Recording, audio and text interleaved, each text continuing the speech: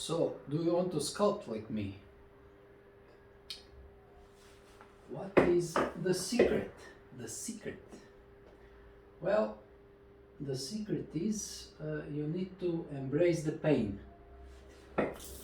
What I mean by that is as you start sculpting, as you first learn to navigate in ZBrush, then if you even have a proclivity to do likeness sculpting, you will start working and you will, after some time, start noticing you are getting there. You are achieving some glimpse of likeness of the person you are supposed to sculpt. And then, as you are doing that, more and more you will start to like the thing which you sculpted. But this is a deception our brain does. This is what our brain does to us. Imagine meeting someone who have some form of facial deformity. I don't know, he had some form of accident or something, half of his head is missing or something like that, you know. At first you would be shocked, what is going on here?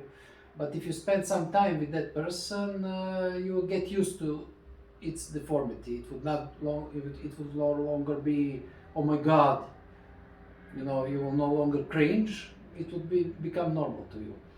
This is a normal thing our brain does to us, and same thing happens when you sculpt. Your brain starts to like your sculpt, and the key is to actually don't get tricked by your brain.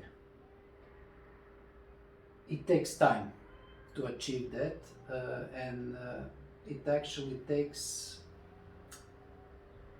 embracing the pain, because it is painful to spend hours and hours and weeks and months and years, even years, into sculpting, into creating likeness, and realizing you are not even there, you are not even close to achieving perfect likeness and or even acceptable likeness, because eventually the pain will catch up to you.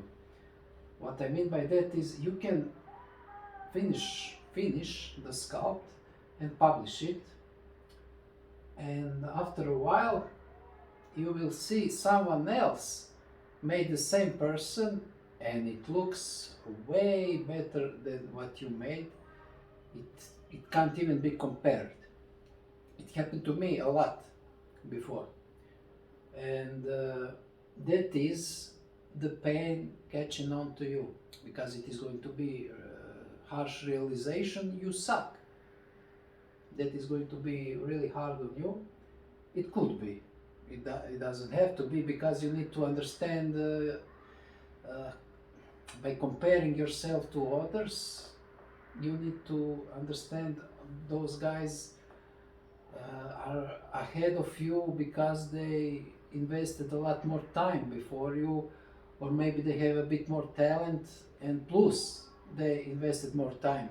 So those combinations of those two factors. Also, there is the thing, if you are doing this as a hobby, you have a day job and you get tired from work, and then you get to sculpting, and then you're not even doing it every day, and you are competing against people like me who have, okay, I don't even have entire day because I have a family and I have my health problems, but there are people who have entire day and every day, and who are doing this professionally like me, and you are going to compete against that.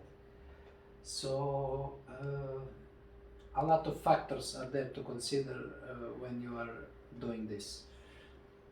What I'm trying to say is, as you start sculpting, try to get feedback from some people.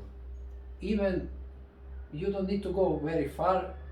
People with whom you live with, if you have a family or your friends, ask them, hey, can I have an honest opinion? If they are your real friends or your real family, they will tell you honestly how they feel about your work. I was fortunate enough when I started working. I still lived with my parents, which is nothing to be ashamed of, at least not in my country. And my mother was my biggest critique. I was like killing myself. I remember at one point I started to bang the head at the desk out of frustration because I was frustrated by ZBrush. I was frustrated by I was feeling literal physical pain when I sculpted because I spent a lot of time and work and energy, and it didn't look as good. Then I started to embrace the tricks my brain did to me and started to like the sculpt. And then I was like proud of myself. Look, I achieved something. And I asked my mother her opinion, and she entered the room and saw that, and her comment was like, what kind of monster is that? So it was really like, what do you mean monster? It's this person. Oh, you need that. You need that type of feedback. And you need that type of feedback all the time, because as I'm not now at the point where I'm able to make this work. I'm able to sculpt really fast and achieve likeness really fast, but I'm also I'm not stopped. I didn't stop drawing. You know, I'm also embracing the pain. When I'm sculpting something, I'm trying to push myself further, always, on every single sculpt. If I don't feel the pain, at least small amount of pain when I sculpt, I know I'm not advancing. I am plateauing, I am at the same level, which sometimes you need maybe to keep your sanity, but also, I mean, you need to advance. You need to advance all the time. It's a big world. There are, even with COVID, with all the deaths and everything, the population on Earth is still on the rise. And there are a lot of people who are starting to do, I mean, everything, anything is very competitive in this world today. Literally anything, any occupation. You will never be alone, you will never be the only guy. So there are only two options for you. I mean, there is only one option actually. You need to become really, really, really good. There is high demand for good artists, for great artists, to be more exact. There is high demand for great artists. There is zero demand for mediocre or bad artists. Zero. So, something to understand. Embrace the pain. Embrace it. Because without it you will fail. You will fail. Even if you don't embrace it while you are sculpting, and you are not improving yourself in a constructive way, the pain will catch on to you. It will, in one way or another. So thank you for listening, and I'll go and finish this sculpt because this is not finished yet. See you next time.